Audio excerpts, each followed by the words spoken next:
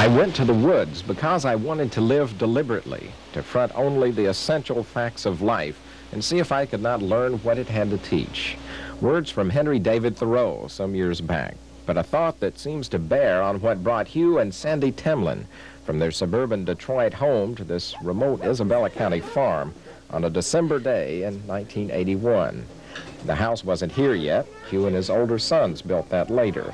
The family lived that first winter in an 8x12 shed with no electricity, something they still do without by choice. The Timlins found the essential facts of life can be pretty raw in December in Isabella County. First winter was a real education, the worst winter of the century, and we moved up December 5th, not having much food in store, so I learned how to ski out of necessity. You learn to plan a little better. You learned how to be happy with you, too. Right.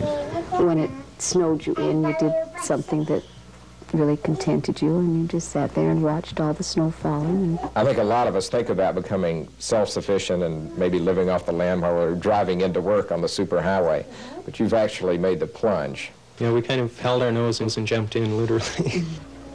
But no matter how they started out, the Timlins weathered the winter of '81, and they've continued on much the way they planned. Hugh, a sculptor and art teacher in Detroit, still works at his forge, even though some of his creations now have a more practical bent. Sandy puts in long hours at her weaving, a time-honored craft and art she feels expresses her entire way of life. Is it true that this simplifying, this paring of life closer to its essentials, cuts away the frustrations of life as well? Well, no, I think the frustrations are there, and I think that's just part of living on the earth.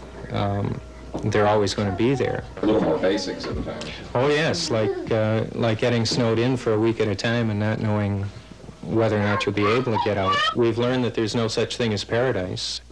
And the children tend to agree, the older ones anyway, who remember their other life. They're taught completely at home now, no longer in a school, and they find all this marching to a different drummer has its stumbling blocks as well as its glories. It's better. You think so? Why? There's more space. A lot different than in Detroit. Because we don't have that many friends around. The Timlins say they're not sure yet whether they'll keep on with this kind of life indefinitely or not.